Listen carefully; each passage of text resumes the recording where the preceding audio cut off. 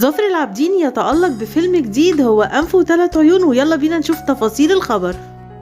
والخبر بيقول ان الفنان ظافر العابدين متألق بفيلم جديد وهو أنف وثلاث عيون، اللي كتبه الكاتب الكبير إحسان عبد القدوس. هو القصة والرواية مش جديدة، قديمة واتعملت قبل كده فيلم واتعملت مسلسل واتعملت حاجة إذاعية أعتقد في الراديو، فاتهرست في القصة دي في الأعمال، لكن كل مرة بتتقدم بشكل جديد وتفاصيل جديدة. لكن أهم حاجة في الخبر إن الفيلم ده مجرد ما نزل في العرض في أول يوم حقق إيرادات 91,000 جنيه في يوم واحد بس. أما القصة بتاعت أنف وثلاث عيون فقدمها الفنان الكبير محمود ياسين في الستينات مع نجلاء فتحي ومع ماجدة ومع ميرفت أمين، لكن بتتقدم تاني بشكل مختلف. وكلنا عارفين طبعا ان الايرادات هي اللي بتتكلم وتقول اذا كان الفيلم كويس ولا مش كويس، والفيلم حقق 91,000 جنيه من اول يوم في عرض الفيلم. وأنف وثلاث عيون هي قصة كبيرة والرواية كبيرة جدا، اتعملت زي ما قلت لكم اكتر من حاجة، قدمها محمود ياسين مرة، وقدمها عمر الشريف مرة، وقدمها كمال الشناوي مرة، والمرة الرابعة أنف وثلاث عيون بيقدمها ظافر العابدين.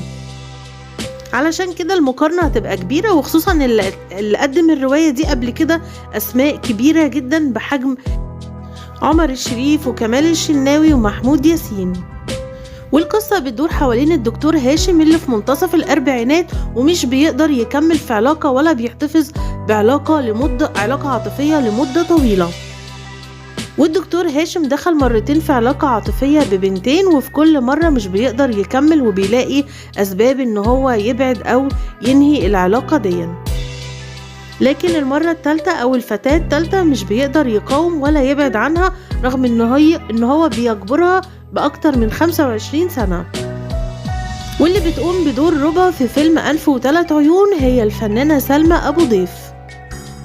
والفيلم من بطولة ظافر العابدين، وبتظهر معاه سلمى أبو ضيف وصبا مبارك وأمينة خليل بتظهر كضيفة شرف في الفيلم. وبيقدم ظافر العابدين شخصية الدكتور هاشم الوكيل دكتور التجميل، واللي معروف صيته جدا في المجتمع. وهيفضل السؤال موجود، يا ترى مين أكتر حد قدم شخصية هاشم الوكيل في أنف وثلاث عيون؟ محمود ياسين ولا كمال الشناوي ولا عمر الشريف ولا ظافر العابدين؟ وانتوا كمان يا ريت تقولوا لي مين احسن حد قدم الفيلم. وده كان فيديو النهارده، يا رب يكون الفيديو عجبكم، استنوني في فيديوهات تانية كتير. باي باي.